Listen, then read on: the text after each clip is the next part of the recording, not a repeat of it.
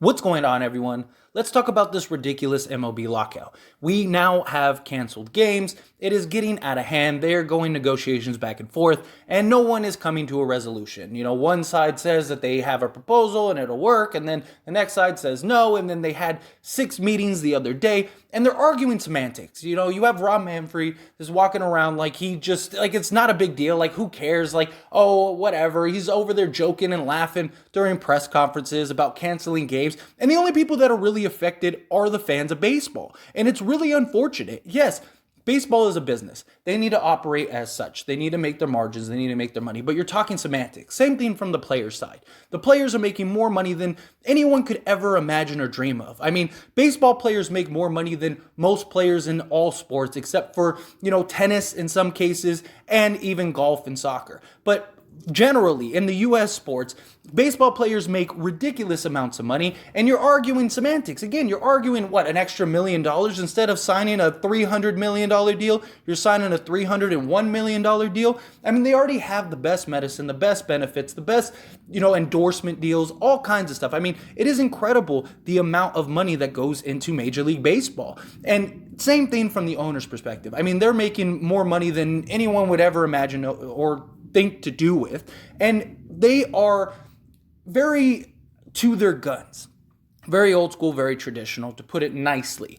And again, the only people that really get affected are the fans of baseball, are the people that are season ticket holders, or people that wait all year for these upcoming games. And they're really there's no real destinations, no real win. I mean, they're gonna come to some silly agreement that is irrelevant to the overall game of baseball. That's not gonna make a difference for the majority of players. It only usually affects the big names and the big league players.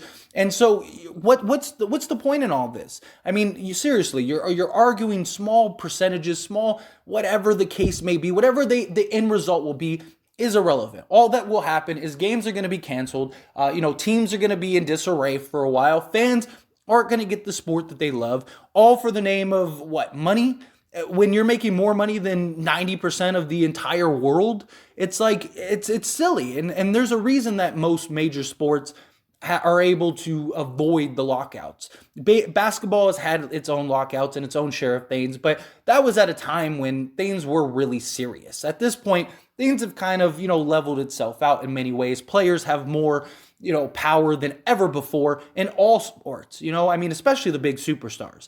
And so when it comes to baseball, it seems like every couple years we have some lockout or some issue or some threat of a lockout or something looming over the major league. And it makes no sense on why both sides are continuously putting pressure on each other. Like, we need a new commissioner, we need new representation, whatever it takes to get this thing together. I mean, it's just, even when there's updates, the updates are ridiculous and silly. There's no information, there's no details. It's just, yeah, we had a negotiation. We talked for an hour. I left, went, had a burger, came back, had another meeting. We still couldn't figure it out. I said, think it over. It's just a bunch of silliness and a bunch of nonsense. And all that is happening is fans of baseball are missing out on real opportunity. It's hard to be a real fan of the major league when you just constantly have these millionaires and billionaires arguing over pennies to them and the grand scope of things. I mean, $1 million is like you and me arguing over $1 or $10. Like, it's like, just do what you got to do. Figure it out. Have some set boundaries, some set rules. Figure out the guidelines that is now the standard for the next, however long. Margins are constantly increasing on both sides, for players and for the organizations. Players are getting paid more and more every year. I mean, every time a new contract is signed, it's a new precedent. And in all sports, not even just baseball. All sports we see, every time somebody signs you got these new, contracts that are in the hundreds of millions that are just astronomically ridiculous. Salary caps are going higher and higher, and especially baseball amongst all salary caps. I mean, you can literally buy teams. You can literally buy players, and we've seen it. We've seen it on several fronts, and it's just silly, and it really doesn't make any logical sense why this is a continued issue. Like, I don't know why most sports can figure it out and get themselves together and get the collective bargaining agreements and whatever they need to put in place in order to have the seasons that the fans expect, because that's all that is being affected. And when it comes to these other sports, like, they seem to all have it figured out. Even however you feel about Goodell or Silvers, like, at least they have a pretty good understanding. They've avoided major issues in many cases, in many aspects. And I just don't understand why they can't do this in baseball. I don't understand why this is something that is affecting not only the players but the offices and the leagues and the